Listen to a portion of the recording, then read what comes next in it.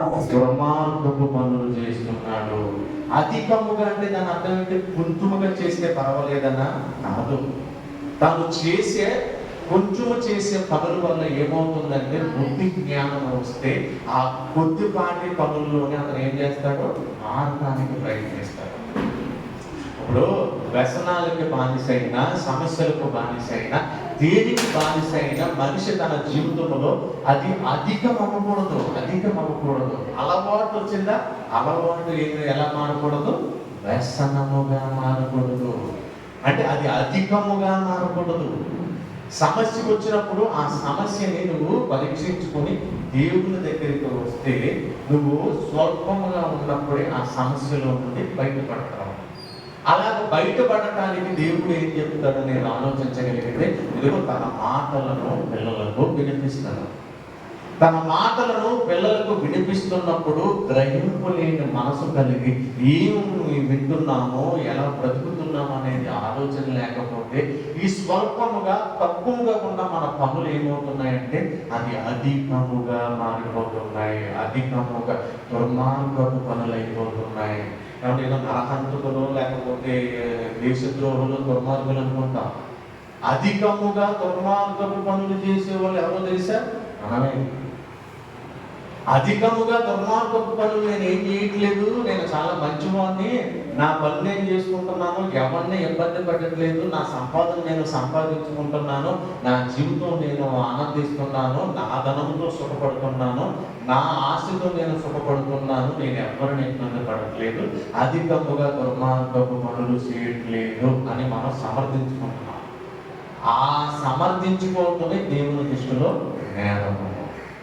నువ్వు అధికముగా దుర్మార్గపు పనులు చేయకపోవచ్చు, నువ్వు అధికముగా దుర్మార్గపు ఆలోచనలు ఉండకపోవచ్చు, కానీ నీ సంపాదన, నీ జీవితం నా ఇష్టమని నువ్వు సుఖం అనుభవిస్తున్నావు. చూసావా? అసలు అదే తప్పు దేవుడి దృష్టిలో. అది స్వల్పముగా మనం చేసే తప్పులు మనం ఆ స్వల్పంలోనే అర్థం చేసుకుంటే ఏమవుతుంది? సరిదిద్దుకోవచ్చు. ఈ స్వల్పముగా ఉన్న గాయాలు మందు రాస్తే పట్టు కడితే ఏమవుతాయి? తగ్గుతాయి. స్వల్ప గాయాలని విడిచిపెట్టామనుకోండి ఏమవుతుంది?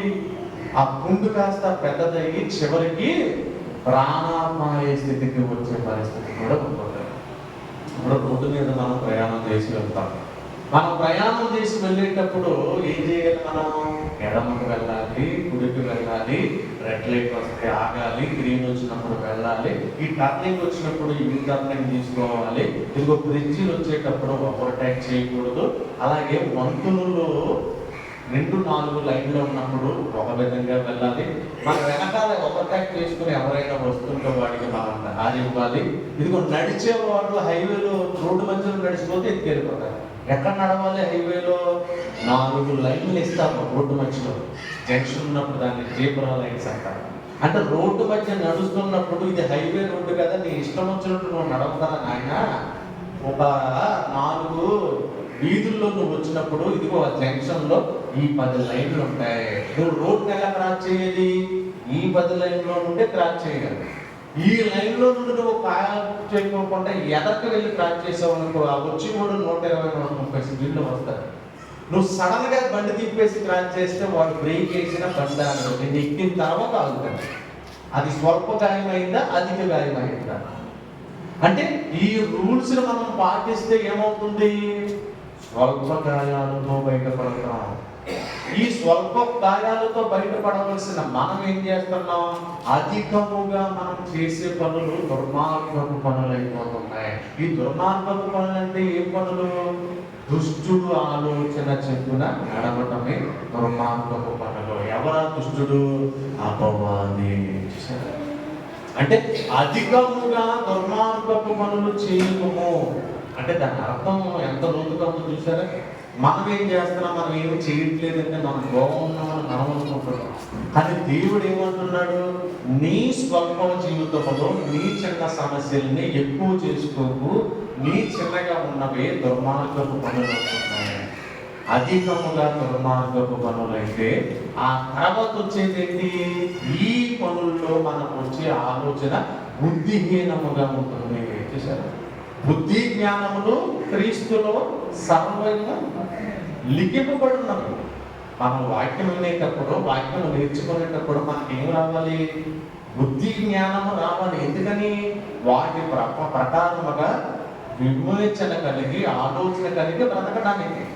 నువ్వు అధికముగా దుర్మార్గపు పనులు చేసుకుంటూ వెళ్ళిపోతున్నావు, బుద్ధిహీనముగా నడుస్తున్నావు. నువ్వు బుద్ధిహీనంగా నడుస్తున్నప్పుడు దేవుడు ఏమంటున్నాడు?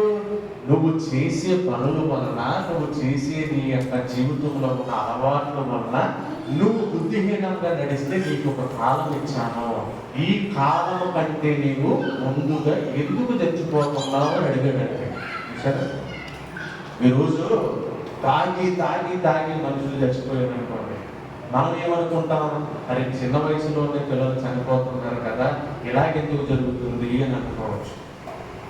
ఈ వ్యసనం, ఈ అలవాటు ఎలాగవుతుంది? వాళ్ళకి స్వల్పంగానే అవుతుంది ముందు. ఈ స్వల్పముగా కొద్దిగా అయిన ఈ అలవాటు ఏమైంది? అధికమైపోయింది. ఈ అధికమైపోవటం వలన ఏమైంది? వ్యసనముగా మారిపోయింది. ఈ వ్యసనము కాస్త ఎక్కడికి వెళ్ళింది? బుద్ధిహీనముగా ఆలోచించే పరిస్థితికి వెళ్ళిపోయింది. ఈ బుద్ధిహీనత కాస్త ఎక్కడికి వెళ్ళింది? మరణము వరకు వెళ్ళింది. చూసారు?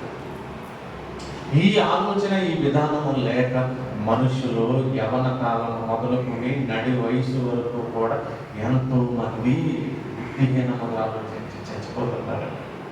అసలు మనిషి జీవితాన్ని దేవుడు ఎందుకు ఇచ్చాడు? ఈ జీవితంలో ఎలా బ్రతకాలి? నేను బ్రతుకుతున్నా, నా బ్రతుకులో న్యాయం చేస్తున్నానా, అన్యాయం చేస్తున్నానా, అసలు దేవుడు ఇచ్చిన ఈ జీవితం నేను ఎలా ముందుకు తీసుకువెళుతున్నాను అనే ఆలోచన రాకపోతే చెప్పండి. మరి ఎన్ని సంవత్సరాలుగా దేవుని మాట్లాడుతున్నాము, ఎన్ని సంవత్సరాలుగా ఆలోచిస్తున్నాము, ఎన్ని సంవత్సరాలుగా నేర్చుకుంటున్నాము. ఏదో ఒక విధంగా ప్రతి ఒక్కడికి ఇదిగో ఇలా బ్రతకాలని తెలియబడుతున్నప్పుడు ఎందుకు బ్రతకాలని మనిషి కనిపించడం లేదా లేదా ఆలోచిస్తే ఈ లోకంలో సుఖపడటానికి మనిషి అలవాటు పడిపోయాడు. చదివిన లేఖన భాగంలో 1 పేతురు 4:1 క్రీస్తు శరీరమందు శ్రమపడెను. చూసారా?